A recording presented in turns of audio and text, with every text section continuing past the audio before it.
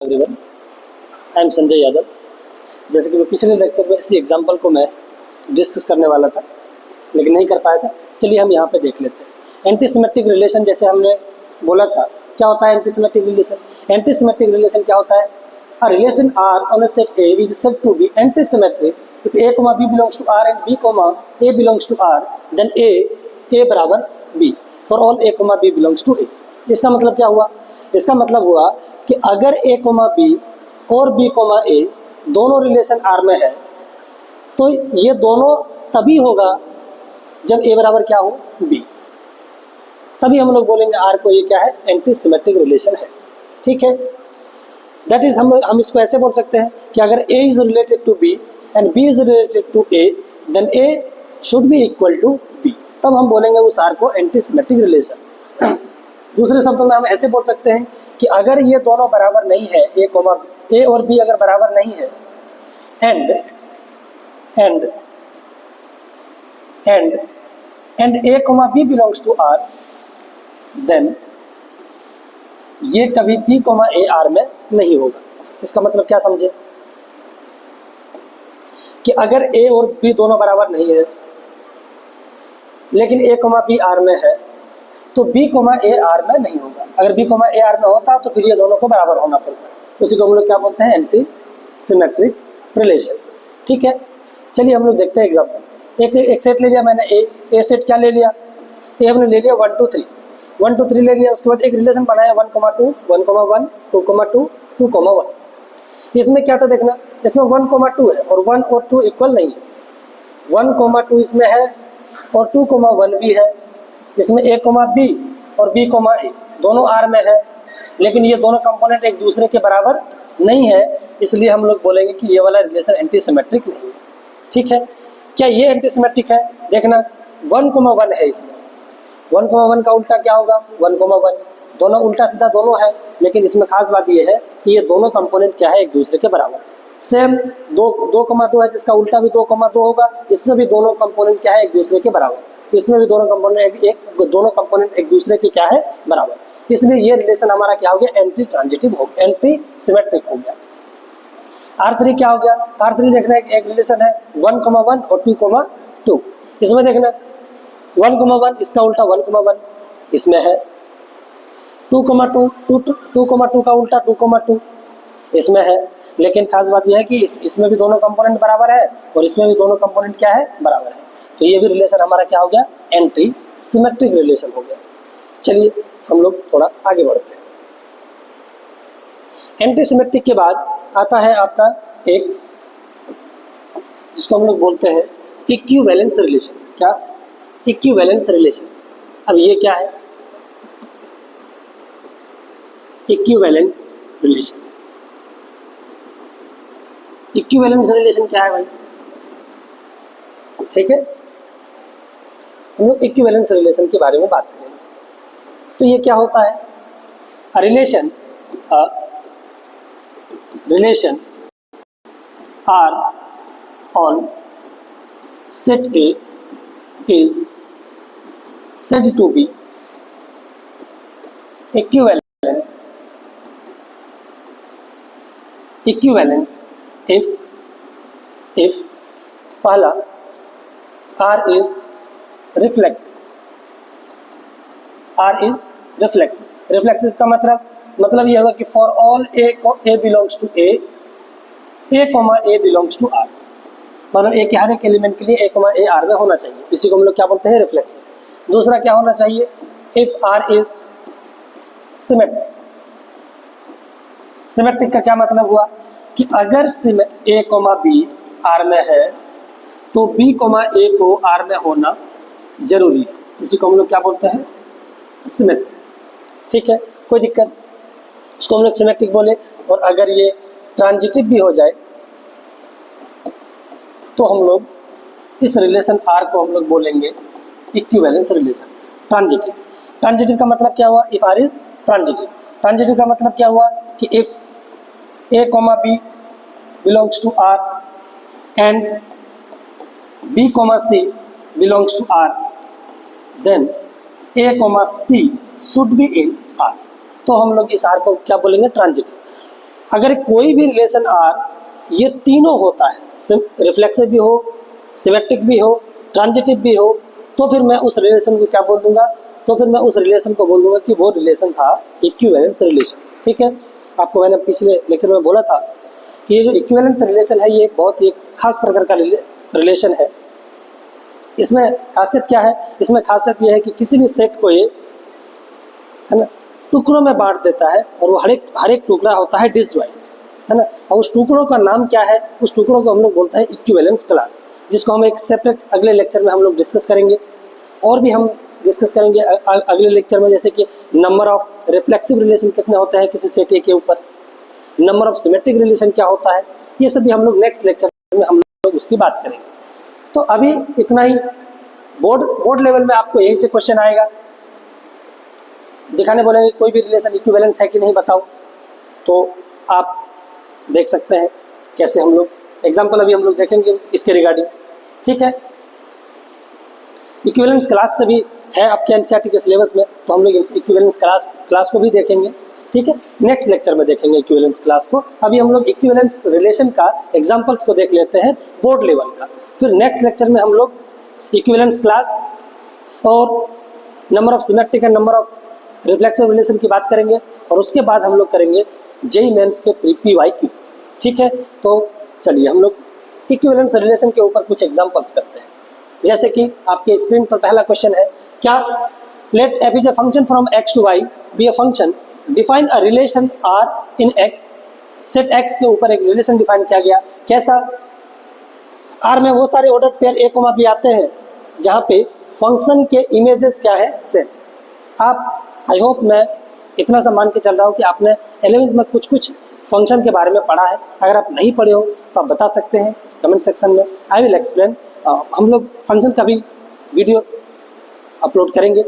ठीक है, लेकिन इतना सा आपको पता होगा, मैं इतना मान के चल रहा हूँ, है ना। एफ ऑफ ए का मतलब हुआ कि ए का इमेज, और एफ ऑफ बी का मतलब क्या हुआ, बी का इमेज। तो रिलेशन आर वो order pair A comma B content करता है जिसका इमेजेस क्या होता है, एफ के अंडर सेम होता है, वो सारे ऑर्डर पेयर आर कंटेंट करता है।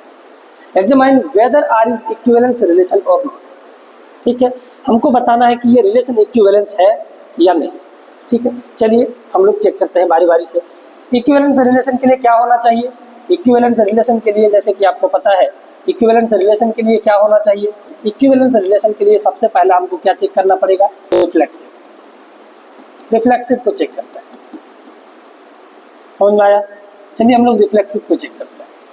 क्या दिखाना होगा हमको कि ए कोमा ए हर एक एक्स के हर एक एलिमेंट के लिए ए कोमा ए कहाँ रहेगा, आर में रहेगा, ए जहाँ ए एक्स से आ रहा होगा। ठीक है, तो चलिए देखते हैं। हमको पता है कि for all A belongs to X, A कुछ भी रहे, और अगर एफ कोई फंक्शन है तो अगर मैं एफ ऑफ ए बराबर एफ ऑफ बी तो हो, एफ ऑफ ए बराबर एफ ऑफ ए तो होगा ही होगा, क्योंकि दोनों एलिमेंट ए ही है। ए का इमेज मैं एक बार निकालूं या 3 बार निकालूं तो चेंज थोड़ी ना करेगा, है ना।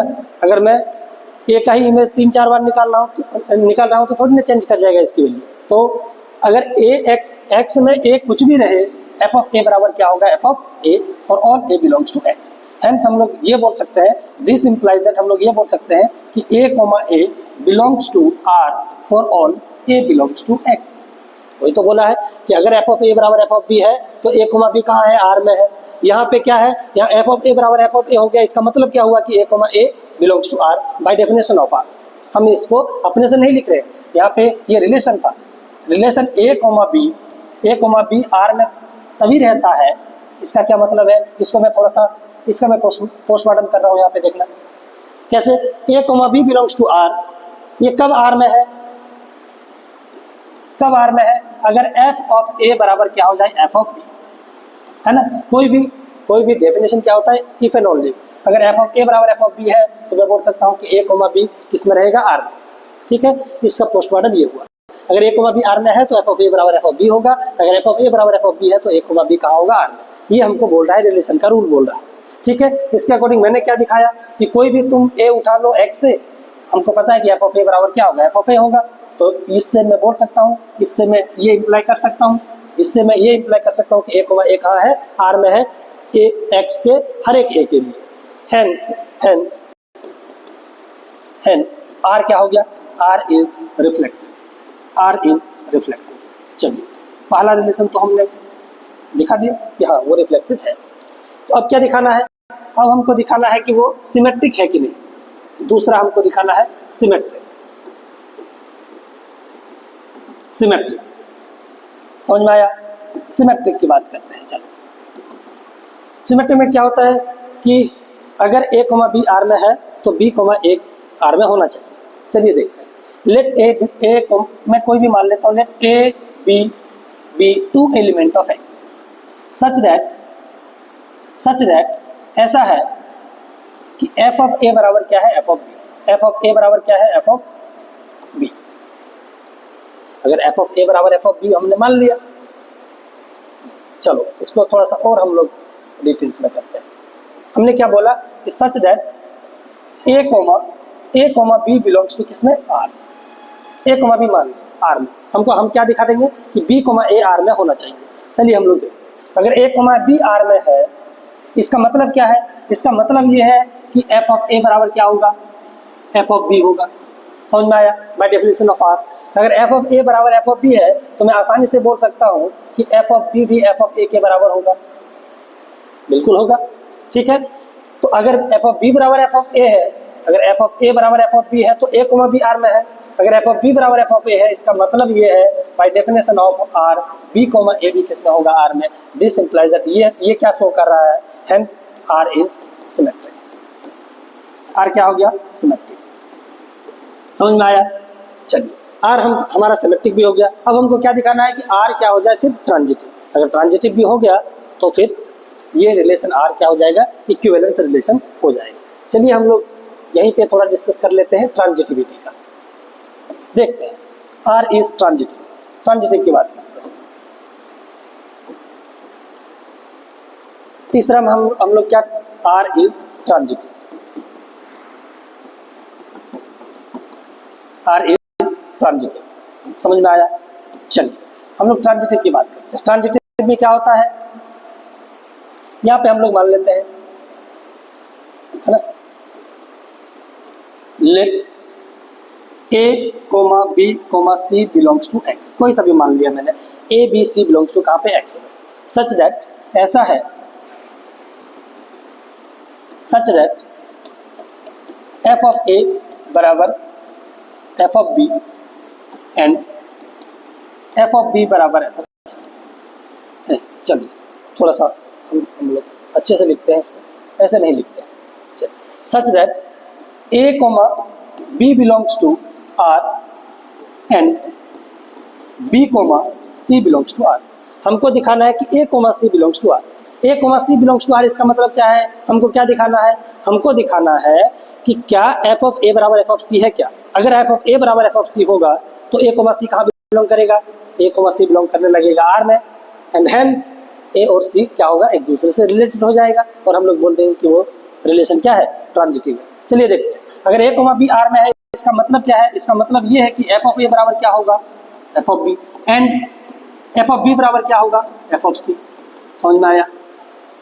तो अगर f ऑफ a बराबर f ऑफ b है और f ऑफ b बराबर f ऑफ c है तो मैं इन दोनों को कंबाइन तरीके से ये बोल सकता हूँ कि f ऑफ a बराबर f ऑफ c है। f ऑफ a बराबर अगर f ऑफ c हो गया तो मैं बाय डेफिनेशन ऑफ R बोल दूंगा कि a, c कहाँ पे है, ये भी R में है। अगर a, c भी R में निकल गया तो क्या बोल दूंगा मैं बोल सकता हूँ कि देयरफॉर R क्या हो गया, R is transitive. R is transitive. समझ में आया क्या, R ट्रांजिटिव हो गया, हेंस R क्या हो गया, रिफ्लेक्सिव, सिमेट्रिक एंड ट्रांजिटिव, तीनों हो गया। तो हेंस मैं बोल सकता हूँ, हेंस क्या बोल सकता हूँ, hence R is an equivalence relation. R is an equivalence relation. Equivalence relation, ये मैं बोर्ड लेवल का आपको अभी एग्जाम्पल एक कराया, ठीक है। समझ में आया। ये आपको टॉपिक समझ में आ जाए, इसके लिए मैंने आपको ये इन सारे क्वेश्चन को मैंने उठाया है। फिर भी अगर हमने आपको थ्योरी कराया, आप बहुत सारे क्वेश्चंस आप इसमें ट्राई कर सकते हैं किसी भी बुक से, चाहे वो कोई सा भी बुक हो। और आपको अगर कोई भी डाउट हो तो आप हमको टेलीग्राम चैनल पर हमको आप क्वेश्चन भी भेज सकते हैं, आपको मैं लिंक डिस्क्रिप्शन में दे दूंगा, ठीक है।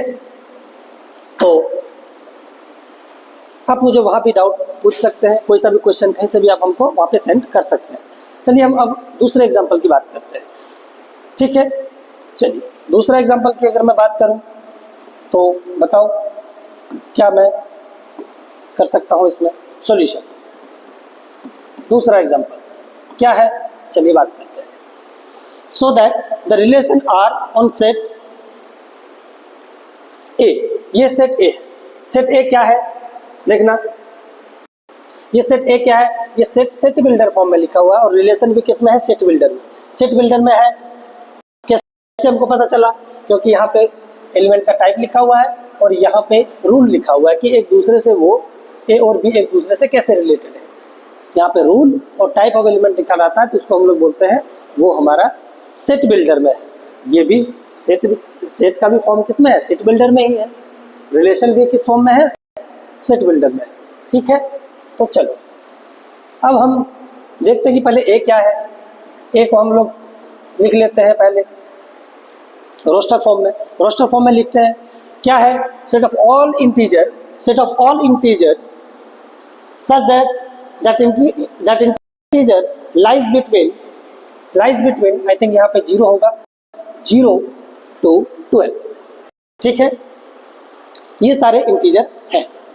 तो क्या होगा देखिएगा, हमको लगता है कि 0 और कितना हो जाएगा 1 2 3 4 5 6 7 8 9 10 11 और ये 12, इतना ही एलिमेंट आएगा सेट ए में, क्योंकि इसमें सारे इंटीजर है 0 12 के बीच में, और 0 12 के बीच में इतने सारे इंटीजर हैं, वही वाला क्या होगा, इस सेट, ये वाला सेट ए होगा। ये हमने किस में लिख दिया, रोस्टर फॉर्म में लिख दिया।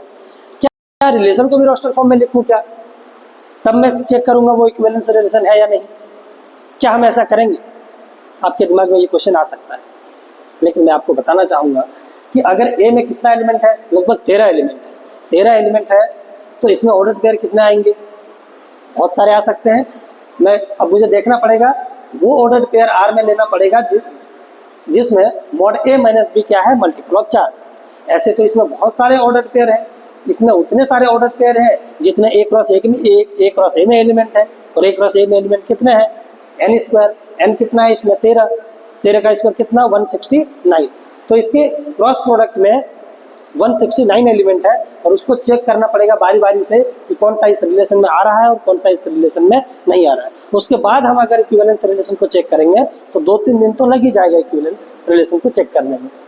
तो आई होप हम ये तरीका नहीं अपनाएंगे, क्योंकि ये हमारा क्या है, लॉन्ग तरीका है।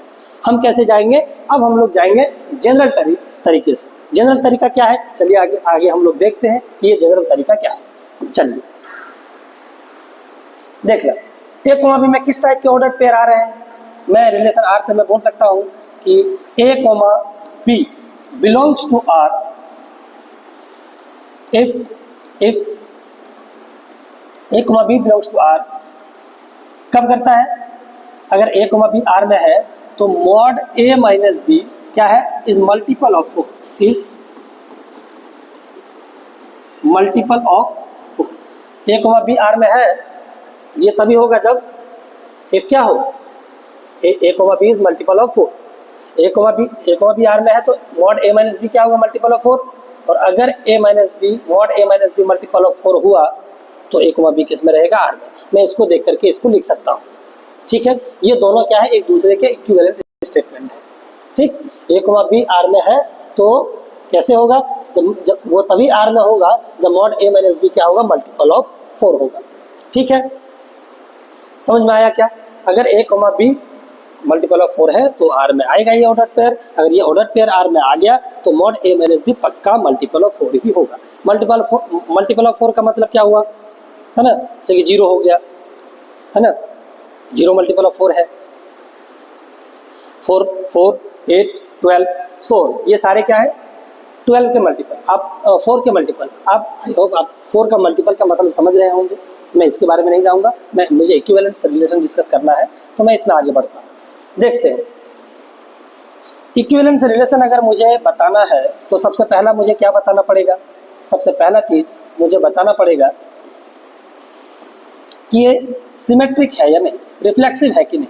चलिए पहला हम लोग क्या चेक करते हैं? रिफ्लेक्सिव चेक करते हैं। रिफ्लेक्सिव के लिए हम लोग क्या चेक करते हैं? रिफ्लेक्सिव के लिए हम लोग चेक करते हैं कि ए के सारे एलिमेंट के लिए, है ना, सेट ए के सारे एलिमेंट के लिए ए कोमा ए आर में है या नहीं। चलिए चेक करते हैं। हमको पता है कि तुम ए कुछ भी ले लो ए में, for any A belongs to set A, कोई सा भी एलिमेंट उठाओ, मैं इसमें कोई रेस्ट्रिक्शन नहीं दिया, तुम इनमें से कोई सा भी उठाओ। हमको पता है कि मॉड ए माइनस ए तो जीरो होगा, और जीरो क्या है? Zero is a multiple of four, is a multiple of four. अगर ये मल्टीपल ऑफ फोर है, देयरफॉर मैं बोल सकता हूं कि ये जो अगर ए कोमा बी, ठीक है, ए कोमा ए माइनस ए जीरो आ गया, तो जीरो क्या है? Multiple of four. अगर जीरो मल्टीपल ऑफ फोर हो है, इसका मतलब ये है कि अगर mod A minus be multiple of four होता है तो ए कोमा बी आर में होता है। यहाँ पे mod A minus A zero है, वो भी मल्टीपल ऑफ फोर है। इसका मतलब ये है कि ए कोमा ए कहाँ जाएगा? आर में। ए के किस किस एलिमेंट के लिए? ए के हर एक एलिमेंट के लिए। ए के हर एक एलिमेंट के लिए अगर ऐसा हो रहा है, देयरफॉर क्या हो गया? देयरफॉर मैं बोल सकता हूँ कि ए क्या है? हेंस मैं ये बोल सकता हूँ हेंस आर इज क्या हो गया? आर इज रिफ्लेक्सिव हो गया। आर क्या हो गया? रिफ्लेक्सिव। समझ में आया क्या आपको? आई होप आपको ये बातें समझ में आई होंगी। चलिए हम लोग अब सिमेट्रिक को चेक करते हैं। सिमेट्रिक को कैसे? अगेन हम लोग सिमेट्रिक को चेक करते हैं। ठीक, symmetric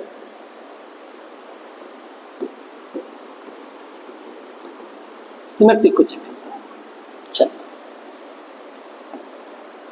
late A comma B belongs to A comma B an element of set A comma B का मैं ए कोमा बी कोई सा भी एलिमेंट उठा लिया सेट ए का। हमने कोई को रेस्ट्रिक्ट नहीं किया, ए कोमा बी कोई सा भी उठा रहे हैं, ठीक है। इसमें कुछ नहीं बोले कि कौन सा उठाए हैं, कोई रेस्ट्रिक्शन नहीं है, तुम जो मानो वो उठा लो, ठीक है। ए कोमा बी आर में ले लिया, ऐसा ले लिया, and A comma B belongs to R such that, ऐसे ले लेते हैं, such that A comma B belongs to कहाँ पे? आर। ए कोमा बी को हमने आर में ले लिया, ए कोमा बी अगर आर में ले लिया तो बी कोमा ए को भी आर में दिखाना पड़ेगा फॉर सिमेट्रिक के लिए, ठीक है। अगर ए कोमा बी आर में है, इसका मतलब ये है कि मॉड ए माइनस बी क्या रहा होगा? Is multiple of four. Is it true और नॉट? मल्टीपल ऑफ फोर रहा होगा। अगर mod A minus be multiple of four है, इसका मतलब ये है कि मॉड, अगर मैं माइनस कॉमन ले लूँ तो मॉड बी माइनस ए भी क्या होगा? Is multiple of four. इसमें कोई दिक्कत, हमने सिर्फ कॉमन लिया है, कुछ तो किया नहीं है, ये भी मल्टीपल ऑफ फोर होगा। हमको पता है कि किसी भी माइनस का मॉड लगाएंगे तो वो प्लस ही कर लेगा, तो मैं ऐसे भी बोल सकता हूँ कि mod B minus A is multiple of four. Minus one का मॉड वन ही होगा, है ना, तो इज मल्टीपल ऑफ क्या हो जाएगा? फोर। अगर B minus A multiple of four हो गया, इसका मतलब है कि मैं बाय डेफिनेशन ऑफ रिलेशन बोल सकता हूँ कि बी कोमा ए आर में कहाँ है? बी कोमा ए आर में है। हेंस क्या बोल दूंगा? ए कोमा बी कोई सा भी एलिमेंट उठाए थे, ऐसा लिए थे कि ए कोमा बी आर में है, मैंने कैलकुलेशन से ये दिखा दिया कि बी कोमा ए कहाँ है? आर में है। हेंस क्या हो गया? आर इज सिमेट्रिक भी हो गया। समझ में आया क्या? आर क्या हो गया? सिमेट्रिक हो गया। और सिमेट्रिक हो गया, है ना। अगर आर सिमेट्रिक हो गया, अब मैं क्या दिखाऊंगा? अब मैं ट्रांजिटिव को दिखाने वाला हूँ। चलिए हम लोग ट्रांजिटिव को भी अगले पेज पे डिस्कस कर लेते हैं। Transitive relation, R is transitive.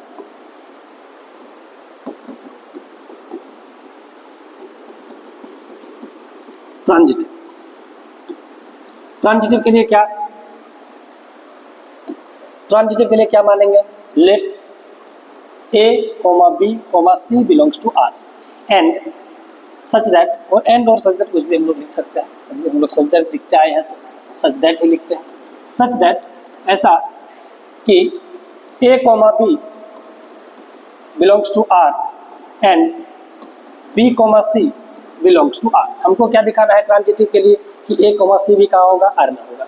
अगर ए कॉमा बी आर में है इसका मतलब है मॉड ए माइनस बी क्या रहा होगा, मल्टीपल ऑफ 4। मल्टीपल ऑफ 4 को मैं लिख दूं ऐसे 4 इंटू K1, जहाँ पे K1 belongs to any natural number. ठीक, कोई दिक्कत, जीरो भी हो सकता है, कोई दिक्कत नहीं है, क्योंकि जीरो के लिए वो अगर ए mod A minus B zero भी आ गया तो भी मल्टीपल ऑफ 4 है, तो या तो नेचुरल नंबर या फिर जीरो भी हो सकता है। And B comma C, B minus C, mod B minus C भी क्या होगा, मल्टीपल ऑफ 4। मैं इसको बोलता हूँ 4 इंटू K2, और K1 K2 क्या होगा, K1 कोमा K2 मैं बोल दूँ होल नंबर में होगा, बिल्कुल, क्योंकि जीरो भी हो सकता है ना K1 K2। जीरो होगा तो मॉड अगर ए और बी बराबर है तो मॉड ए माइनस बी क्या होगा, जीरो होगा, उस टाइम जीरो भी हो सकता है। तो K1 K2 belongs to whole number. ठीक है, अगर मैं इसमें से मॉड हटा दूँ, मॉड अगर किसी में भी हटाएंगे तो क्या होगा, इधर प्लस माइनस आएगा कि नहीं, क्योंकि जब मॉड लगाते हैं तो वो नेगेटिव वाले को भी पॉजिटिव बना देता है। अगर किसी भी चीज़ का मॉड पॉजिटिव आया है इसका मतलब ये है कि ये प्लस भी हो सकता है, ये वाला माइनस भी हो सकता है। ठीक है, एंड मैं थोड़ा इसको साइड में लिख देता हूँ, K1 comma K2 belongs to whole number. ठीक है, एंड बी माइनस सी क्या होगा, फिर बी माइनस सी हो जाएगा प्लस माइनस 4 इंटू कितना K2। ठीक है, अब दोनों को क्या करते हैं, ऐड कर देते हैं, एडिंग बोथ, एडिंग करते हैं, एडिंग,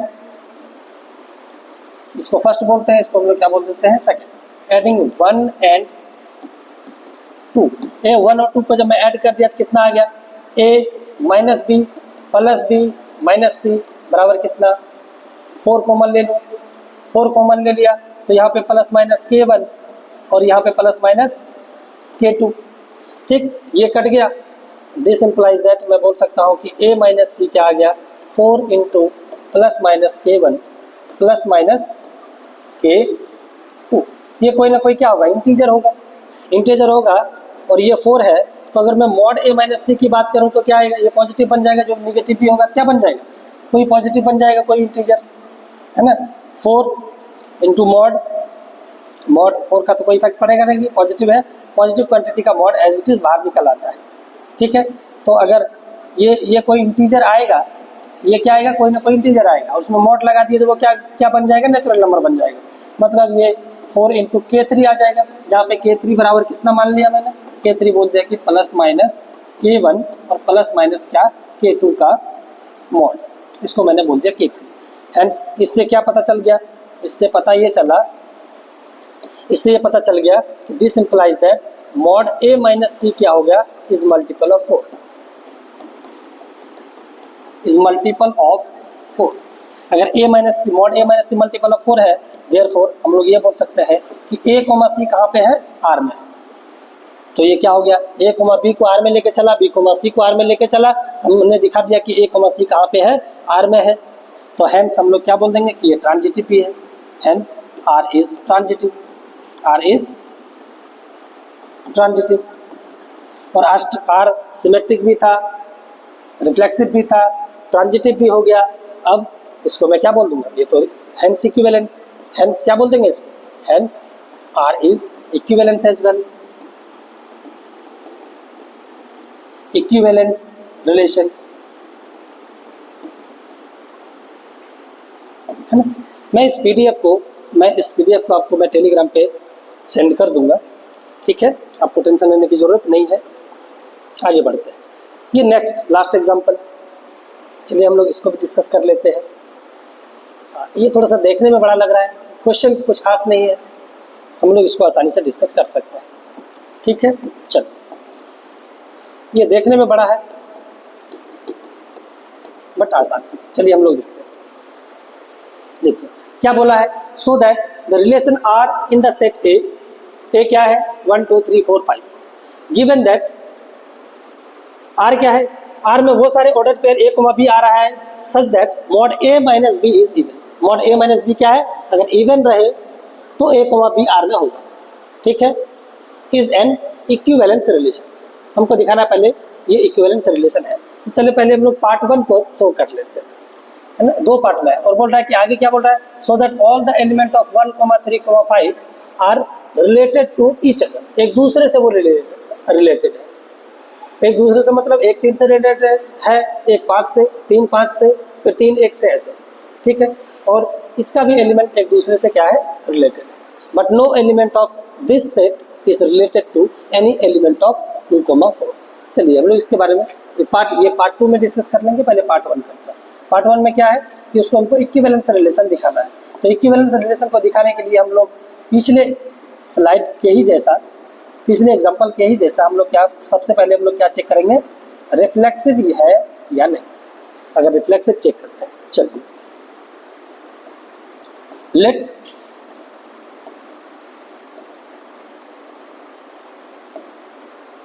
रिफ्लेक्सिव चेक करते हैं। रिफ्लेक्सिव कैसे, ए के हर एक एलिमेंट के लिए ए कोमा ए आर में होना जरूरी है, ठीक है। इसको हम लोग क्या बोलते हैं, रिफ्लेक्सिव। चलिए तो देखते हैं, हमको पता है, हम इतना सा तो जानते हैं कि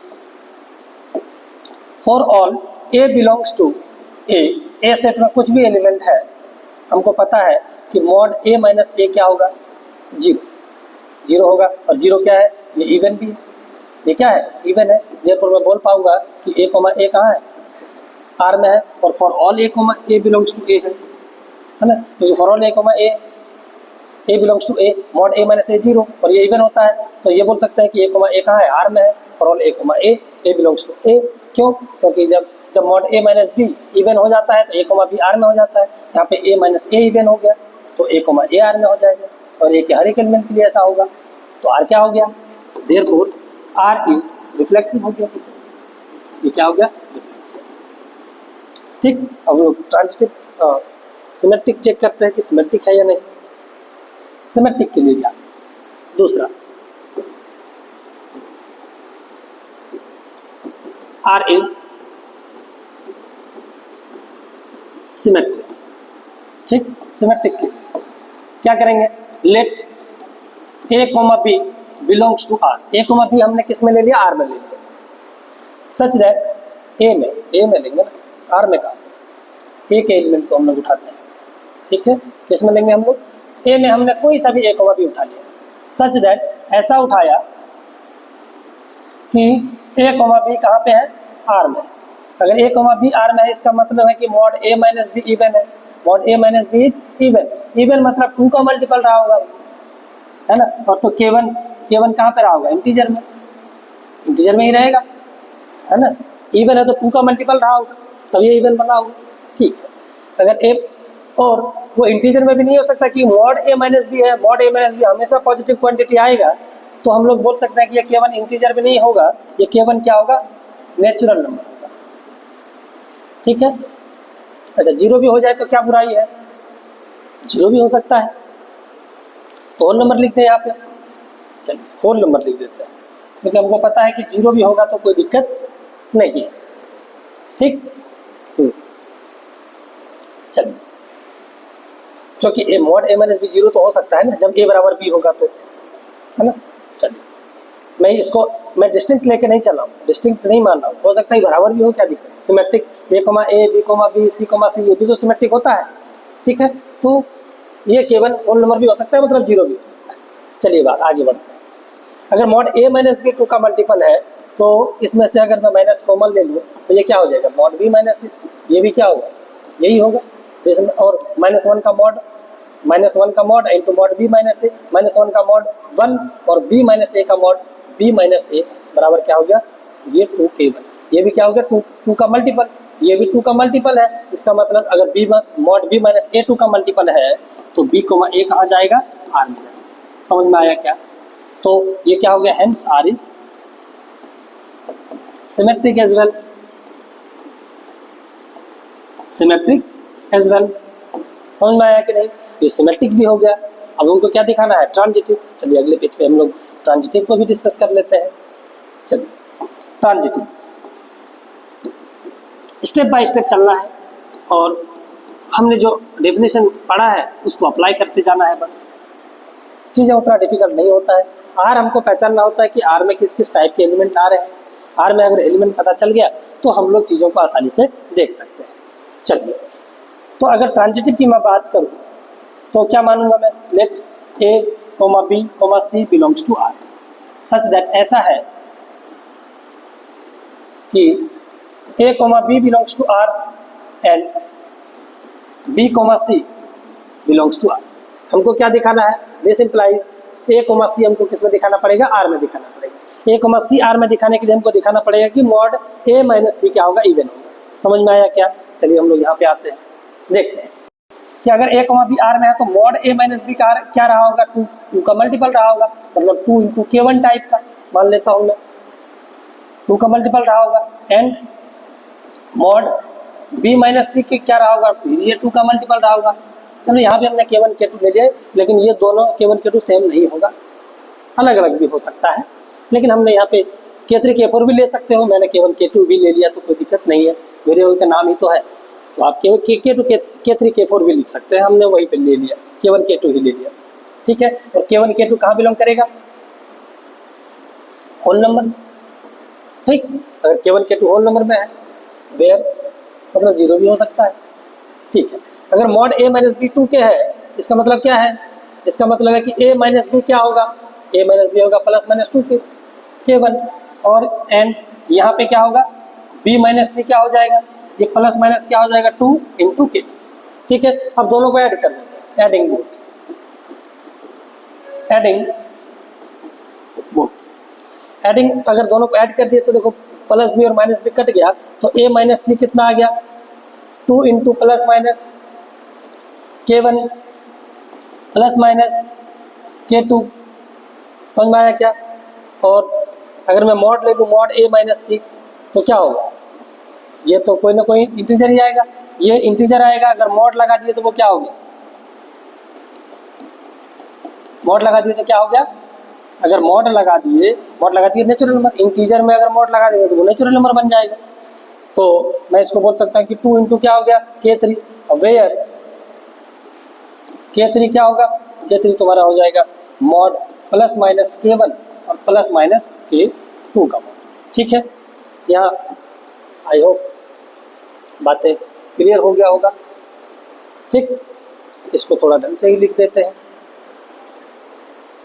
plus minus K1 plus minus K2 का मॉड, ठीक है।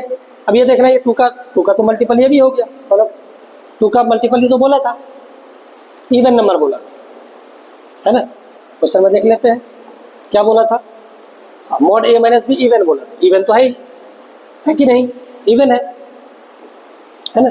ये देखिए, ये 2 का मल्टीपल है तो ये क्या हो गया, mod A minus C even हो गया। This implies that mod A minus C क्या हो गया, इज इवन, क्या हो गया, इवन हो गया। हेंस हम लोग ये बोल सकते हैं कि ए कोमा सी फिर किस में रहेगा, आर में रहेगा। अगर ए कोमा सी आर में, ए कोमा बी को आर में लेके आर में लेके चला, ए कोमा बी किस में लेके चला, आर में लेके चला, और बी कोमा सी को भी आर में लेके चला, हमने क्या दिखा दिया, ए कोमा सी आर में है, इसका मतलब ये हो गया कि आर क्या हो गया, R is transitive, R transitive भी हो गया। हेंस इक्विवेलेंस, क्योंकि वो तीनों रिलेशन हो गया, सिमेट्रिक हो गया, रिफ्लेक्सिव हो गया, अब ट्रांजिटिव भी हो गया, हेंस आर इज इक्विवेलेंस। समझ में आया? आई होप आपको बातें समझ में आई होंगी। थोड़ा सा सेकंड पार्ट क्या बोला था, सेकंड पार्ट इसने बोला है, देखना थोड़ा क्वेश्चन में आ जाते हैं। सेकंड पार्ट में बोला कि 1, 3, 5 एक दूसरे से रिलेटेड होगा इस आर के अंदर। चलिए देखते हैं, 1, 2, 3, ठीक है। ये सेट 1, 2, 3 है, बोला कि इसका हर एक एलिमेंट एक दूसरे से रिलेटेड है आर के अंदर या नहीं। 1, 2 और 3 देखते हैं, इसका हर एक एलिमेंट एक दूसरे से रिलेटेड है या नहीं, देखते हैं। यही तो था, आई थिंक यस, 1, 3, 5 था। 1, 3, 5 are related to each other. 1, 3, 5 था, 1, 3 और 5, 1, 2 नहीं था, 1, 3, 5, 1, 3 और 5 हमको पता है एक दूसरे से रिलेटेड होगा। क्यों? क्योंकि 1 माइनस मॉड 1 माइनस ये कितना होगा, ये 2 होगा, ये भी इवन है, अब 1 और 5 को मैं अगर उठाऊं तो ये 4 आएगा, ये भी इवन है। और मॉड 3 - 5 उठाऊं तो ये भी 2 आएगा, ये भी इवन है।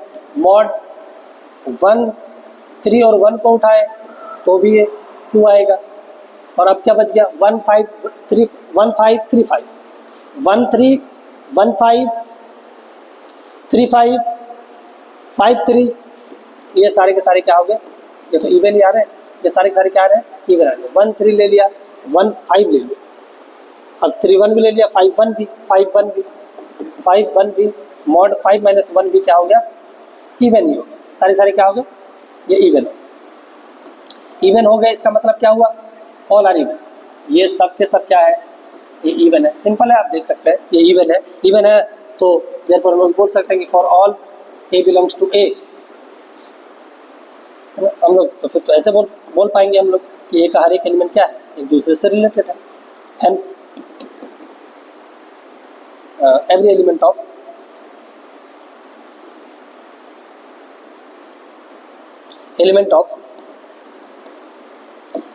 ऑफ set A is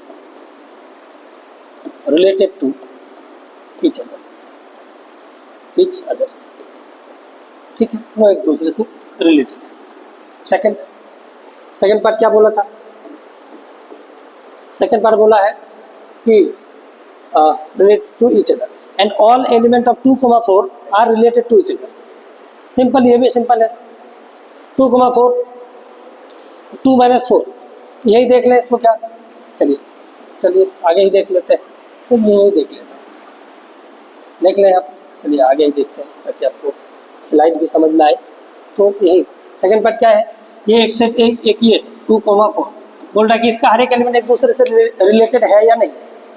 ठीक है, देख लेते हैं। हमको तो पता है कि 2 - 4 करेंगे तो इसका मॉड करेंगे तो ये कितना आएगा, 2, ये भी इवन है।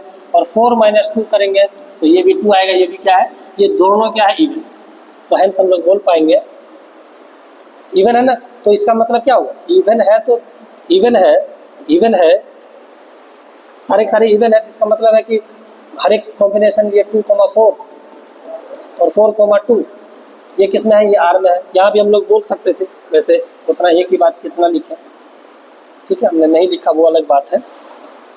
यहाँ पे क्या हो गया, 1, 3 1, 5 3, 5 5, 3 लिए थे कि नहीं, यहाँ भी ले सकते हैं। 5 - 3 भी कितना आता, 2 ही आता। तो 5, 3 सारे के सारे एंड सो ऑन, ऐसे आप लिख सकते हैं। आप समझ गए होंगे कि मैं क्या कहना चाह रहा हूँ। 5, 1 ये सारे के सारे ये आर में है, ये सारे के सारे किस में है, आर में है। तो मतलब इस सेट के हर एक एलिमेंट एक दूसरे से क्या है, रिलेटेड है। इस सेट का भी एक दूसरे से रिलेटेड है। अब क्या दिखाना है, लास्ट पार्ट में देखना पर बोल रहा है कि no element of 1 3 5 is related to any element of 2, 4 नहीं रिलेटेड होगा, क्योंकि इसमें क्या है 2, 4 इवन, और यहाँ क्या है 1 3 5। हमको पता है कि एक ऑड नंबर को जब एक इवन नंबर में घटाएंगे या एक इवन नंबर को जब एक ऑड नंबर में घटाएंगे तो वो हमेशा क्या आएगा, ऑड ही आने वाला है। मॉड ले लेंगे तो पॉजिटिव निगेटिव पॉजिटिव का फर्क पड़ता, तो मॉड ले लिए तो वो भी पॉजिटिव ही आएगा, पॉजिटिव इंटीजर आएगा, पॉजिटिव ऑड नंबर आने लगेगा। क्योंकि इसमें क्या है 1 3 5 और इसमें क्या है 2, 4, ठीक। तो जब ऑड वाले में से मॉड a - b ही तो करना है, इसके एलिमेंट को ये बोलेंगे, इसके एलिमेंट को भी बोलेंगे। तो 1 - 2 करेंगे क्या आएगा, वो ऑड आएगा, ऑड आएगा हर एक एलिमेंट के लिए, क्योंकि इसमें सारे इवन है, उसमें सारे ऑड है। तो कोई सा भी एलिमेंट उसके किसी भी एलिमेंट से रिलेटेड नहीं होगा, क्योंकि ऐसे आप लैंग्वेज में लिख देते हैं। चलिए लास्ट पार्ट में क्या कहेंगे, लास्ट पार्ट देखना, since set A contain odd numbers and set B कितना है 2, 4 कंटेन क्या कर रहा है, इवन नंबर।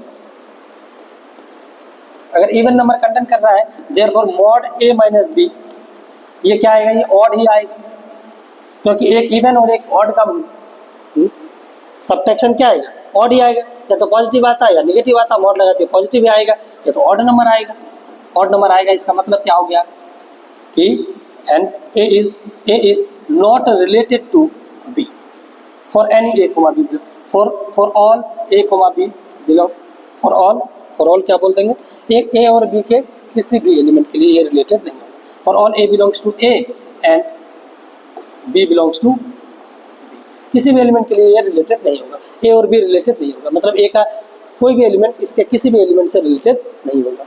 समझ में आया क्या?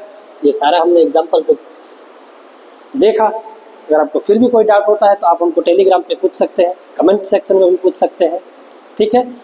अगर आपको इन एग्जाम्पल में कहीं भी कोई दिक्कत है तो आप हमको बिल्कुल बेझिझक आप हमको टेलीग्राम पे डाउट भेज सकते हैं, कमेंट सेक्शन में बता सकते हैं। मैं कोशिश करूँगा कि नेक्स्ट लेक्चर में आपके उन सारे डाउट्स को मैं क्लियर कर पाऊँगा। पहले आपके उन डाउट्स को क्लियर करेंगे, फिर हम लोग आगे लेक्चर में बढ़ेंगे, ठीक है। कोई दिक्कत इसमें नहीं। तो फिर थैंक यू फॉर वॉचिंग। तो आज की कक्षा हम यही समाप्त करते हैं और फिर मिलते हैं हम लोग नेक्स्ट लेक्चर में with more examples, with more concept and with more PYQs। Thank you for watching and keep supporting.